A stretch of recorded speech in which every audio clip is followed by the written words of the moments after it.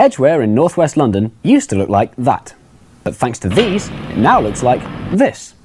And a few miles away, Bushy Heath was supposed to look like that, but because of him, it looks like this. That, these, this, that, him, what, this is the story of a town planning cock-up that happened 50 years ago. One of many examples of unfinished London.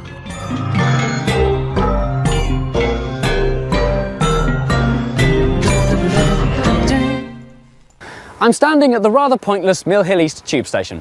It sits on its own at the end of a branch poking awkwardly out of the Northern Line, and it's only wide enough for one train at a time, making the tube more complicated for everybody. You might wonder, why would they put a station in such an awkward and confusing place?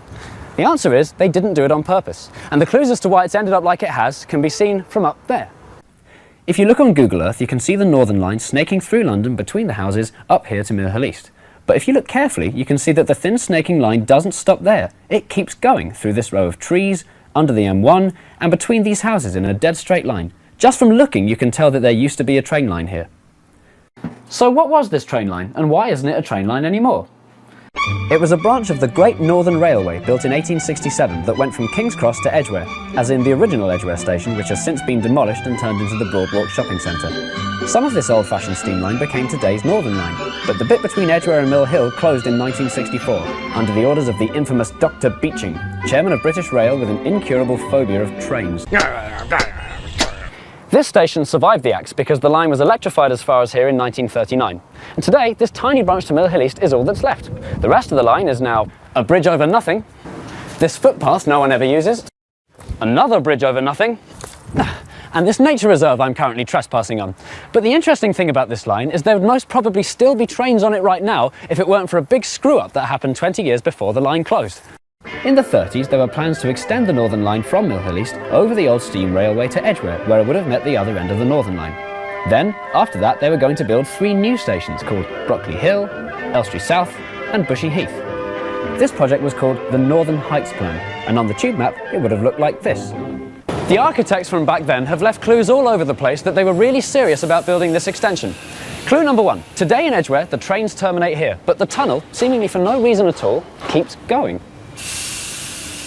Clue number 2. On Google Earth we can see exactly where the line would have gone. There's a trail of dead-end streets and modern houses that don't quite fit in with their 1930s surroundings. That's because a gap was left on purpose for the line to go, but decades later, when the railway never came, they squeezed in these buildings instead. This one's got a swimming pool. Clue number 3.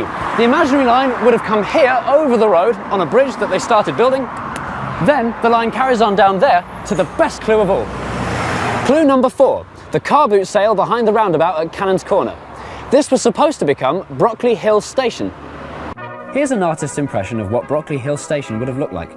Just like the stations we know and love today, it was designed in Art Deco style with a ticket hall, shopping parade, and that bus stop which is still there today as a now useless lay-by on the A41. The platforms were to be suspended high up on 7 brick arches. They started building the arches, but that's as far as they got. And today, all that's left of the station is these stumpy brick things. Ghostly, aren't they? As the imaginary line goes further and further north, the clues start to run out. The next station would have been Elstree South, which is now a petrol station. Pretty much no evidence here at all, but apparently there's 500 metres of tunnel underneath here. And after that, Bushy Heath, which is now a nothing. So they started, but why didn't they finish the extension? The simple answer is that the war came along, which put an end to all funding for the project. And by the time the war was over, they'd changed their mind.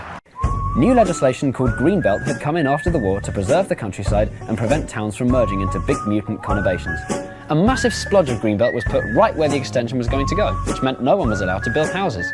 No new houses, no need for new stations, and the Northern Heights plan was officially abandoned forever on the 9th of February 1954. So what?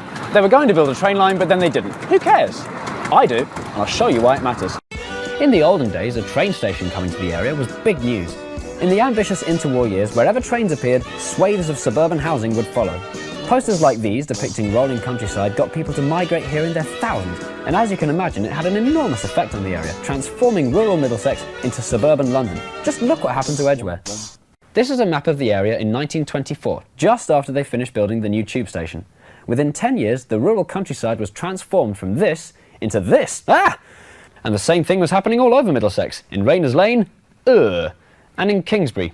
Oh. Ironically, the fields in this poster have all gone as a direct result of the very poster that depicted them.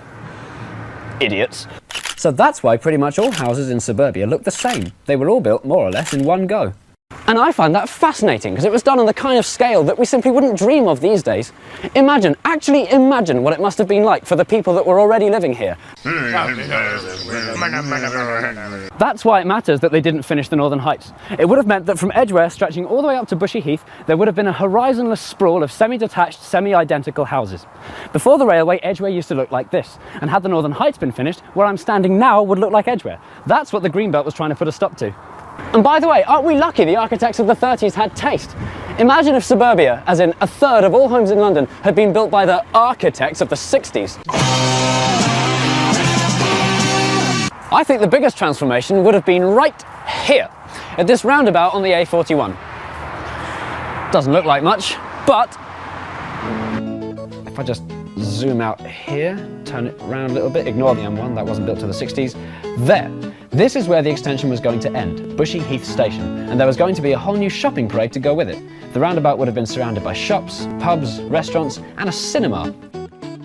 It's pretty hard to imagine standing here what it all would have looked like. So, here's a visual aid. This is Queensbury 4 miles to the south. In 1932, this was a big empty field, just like Bushy Heath. But by 1934, it had this station and all of these shops. So the roundabout in Bushy Heath probably would have looked a lot like this. I admit it, I'm being nostalgic for a railway I'm too young to remember and some stations that never existed. But here's a thought, are we Londoners any worse off today because they never finished the Northern Heights? After all, even with the Greenbelt, there are still plenty of people living in Bushy and Elstree that might use the line. Like me, for example. There are so many journeys that I have to make that would be much easier by tube, especially the bit between Edgware and Mill Hill East. Will they ever rebuild the old railway, reconnecting the two branches of the Northern Line? The answer is no. The old Mill Hill Railway will definitely never be rebuilt because we've burnt our bridges and built gubbins in the way, like this, this, and this, which is actually my grandma's house. To rebuild the line, we'd have to knock it down. You don't want your house knocked down, do you? No. Should we have safeguarded the route in case we changed our minds? I think allowing development on the line was short-sighted, and they should never have built this stupid house. But what about those stations beyond Edgware? Is it such a bad thing they were never built? I think probably not. First of all, this green belt is lovely. Green, tranquil countryside with wildlife and nature and trees, breathing lovely fluffy oxygen into our precious atmosphere.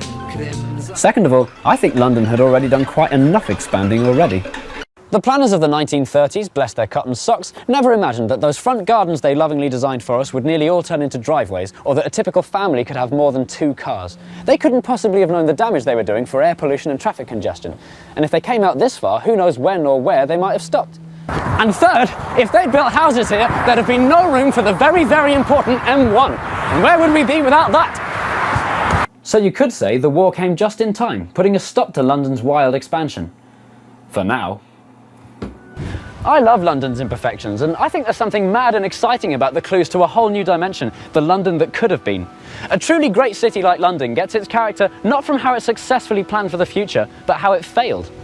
And obviously, the failed plans of the Northern Heights is just one of London's many failed plans. Only one chapter in the big and ongoing story of unfinished London.